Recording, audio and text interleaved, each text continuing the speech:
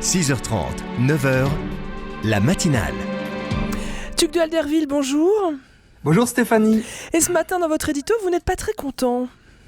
Deux mots incompatibles sont souvent accolés, intelligence et artificielle. La prétendue intelligence artificielle est partout avec son sigle IA, passeport pour le fantasme de progrès désincarné.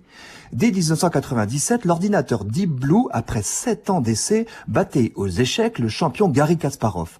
En 2016, c'est au tour du programme AlphaGo de Google de vaincre un maître du jeu de Go qu'on disait impossible à modéliser.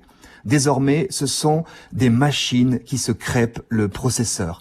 AlphaGo avait au moins perdu une partie face à l'homme. 1 an plus tard, après 3 jours d'auto-apprentissage, un autre programme de Google écrasait son prédécesseur digital par 100 parties à 0.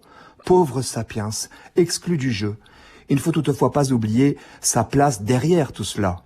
Que la machine puisse l'aider, il n'y a rien à y redire. L'an dernier, un robot s'est montré plus précis que le médecin pour détecter des maladies oculaires. Très bien. Mais que dire de l'embryoscope inauguré en 2011 à Nantes pour trier automatiquement les embryons ? Je déteste qu'on confie à des machines la tâche de sélectionner des humains, surtout si c'est pour en jeter.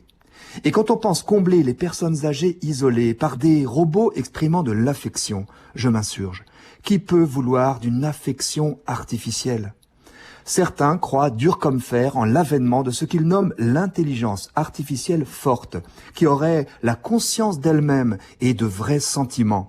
Le docteur Laurent Alexandre a été jusqu'à m'affirmer en public « Nous créerons l'âme dans le silicium ».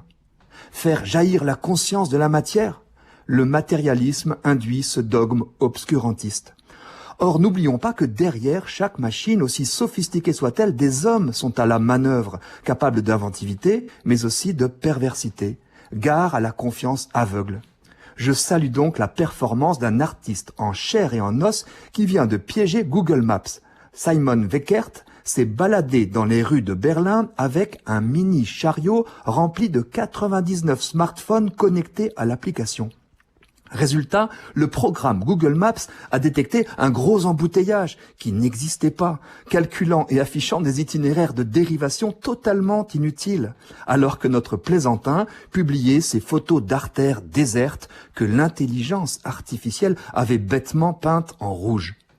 Dans le bras de fer opposant la machine à l'homme, c'est bien à nous d'avoir le dernier mot, grâce à l'amour et pourquoi pas par l'humour. Eh oui, par l'humour. Merci beaucoup, Tuc de Alderville. Dito à retrouver sur rcf.fr.